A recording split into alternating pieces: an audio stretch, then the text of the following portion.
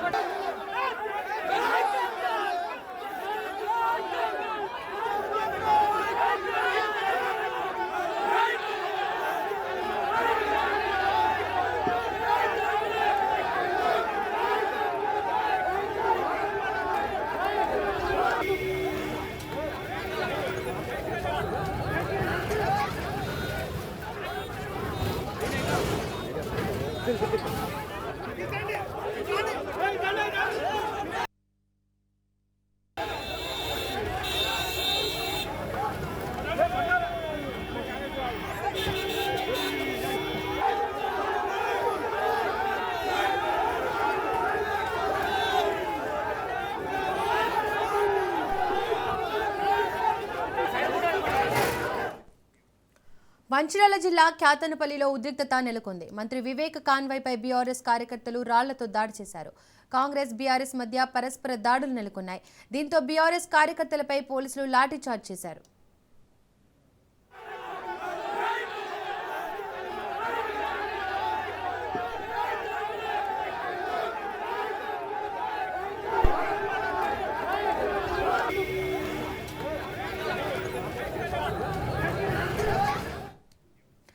ఇదే అంశానికి సంబంధించి మరింత సమాచారాన్ని మా ప్రతినిధి అరుణ్ కుమార్ అందిస్తారు.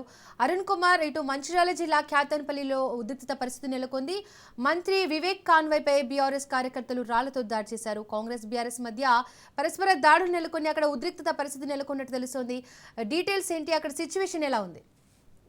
దీపిక, మంచిర్యాల జిల్లా ఖ్యాతనపల్లి మున్సిపాలిటీలో కూడా ఉద్రిక్త వాతావరణం మధ్య కూడా నూతన కౌన్సిలర్ల ప్రమాణ స్వీకారం అయితే కొనసాగుతుంది. ఇక ఏదైతే ఆ నూతన కౌన్సిలర్లు ప్రమాణ స్వీకారం సందర్భంగా కూడా భారీగా కూడా పోలీసులు మోహరించారు. నేపథ్యంలోనే ఏదైతే ఎక్స్ అఫీషియో ఓటు హక్కు వినియోగించుకోవడానికి వెళ్తున్నటువంటి మైనింగ్ శాఖ మంత్రి వివేక్ వెంకటస్వామి కాన్వాయ్పై కూడా బీఆర్ఎస్ కార్యకర్తలు రాళ్ల దాడి చేసి ఈ రాళ్ల దాడిలో కూడా కొంతమంది పోలీసులకు కూడా గాయాలైనాయి. ఆ గాయాలను కూడా వాళ్ళని కూడా ఆసుపత్రికి తరలించారు. ముఖ్యంగా కూడా ఏదైతే భారీగా కూడా ఇటు బీఆర్ఎస్ కార్యకర్తలు అదేవిధంగా కూడా కాంగ్రెస్ కార్యకర్తలు కూడా ఇతర నియోజకవర్గాల నుంచి కూడా ఇక్కడికి రావడంతో ఇక్కడ ఉద్రిక్త వాతావరణం నెలకొన్నది. అయితే ఇక్కడ అత్యధిక స్థానాలు బీఆర్ఎస్ పార్టీ గెలుచుకున్న నేపథ్యంలో కూడా ఆ స్థానాన్ని ఎట్లనే చేసి కూడా కాంగ్రెస్ కైవసం చేసుకున్న విధంగా కూడా పావులు కలిపినా కూడా పాచికలు పని చేయకపోవడంతో కూడా ఏదైతే ఇక్కడ కొంత కాంగ్రెస్ కార్యకర్తలు కూడా ముందుగానే ఆందోళనకు దిగినటువంటి పరిస్థితుల్లో ఈ నేపథ్యంలో మొత్తం కూడా మంత్రి వెళ్తున్నటువంటి క్రమంలో కూడా ఒక్కసారిగా కూడా రాళ్లతో కూడా బీఆర్ఎస్ కార్యకర్తలు కాన్వాయ్ అడ్డంగిరి కూడా కాన్వాయ్ పై దాడి చేసిన దాడిలో కూడా ఏదైతే ఒక కానిస్టేబుల్ కూడా తీవ్ర గాయాలు జరిగినాయి, మరో కానిస్టేబుల్ స్వల్ప గాయాలు జరిగినాయి. వాళ్ళిద్దరిని కూడా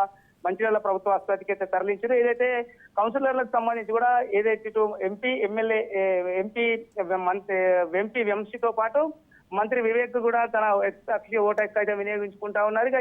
ఇప్పుడే ఏదైతే కొద్దిసేపటి క్రితం కూడా ప్రమాణ స్వీకారము ప్రారంభమైతే అయ్యింది. ఈ ప్రమాణ స్వీకారం తర్వాత కూడా అది ఎవరు అంటే ఏ పార్టీ మరి పీఠాన్ని కైవసం చేసుకుంటారని అయితే కొంత ఉత్కంఠ అయితే కొనసాగుతున్నటువంటి పరిస్థితుల్లో భారీగా కూడా పోలీసులతో మోహరించి ఇక్కడ కూడా ఎటువంటి అవాంఛనీయ ఘటన జరగకుండా ఇతర ప్రాంతాల నుంచి ఈ ప్రాంతానికి వచ్చినటువంటి వాళ్ళందరినీ కూడా పంపించేటువంటి ప్రయత్నం చేస్తా ఉన్నారు. ఏదేమైనప్పటికీ కూడా ఉద్రిక్త వాతావరణం మధ్య కూడా ఏదైతే ఈ నూతన కౌన్సిలర్ల ప్రమాణ స్వీకారం అయితే కొనసాగుతా ఉంది. ఏదైతే దాడి చేసిన వారు ఎవరనే దాని మీద కూడా ఇప్పటికే పోలీసులు అయితే వారిని గుర్తించే పని చేస్తున్నారు. గుర్తించిన వెంటనే కూడా కేసులు పెట్టే అవకాశం ఉన్నట్టు కూడా మనకు తెలుస్తా ఉన్నది.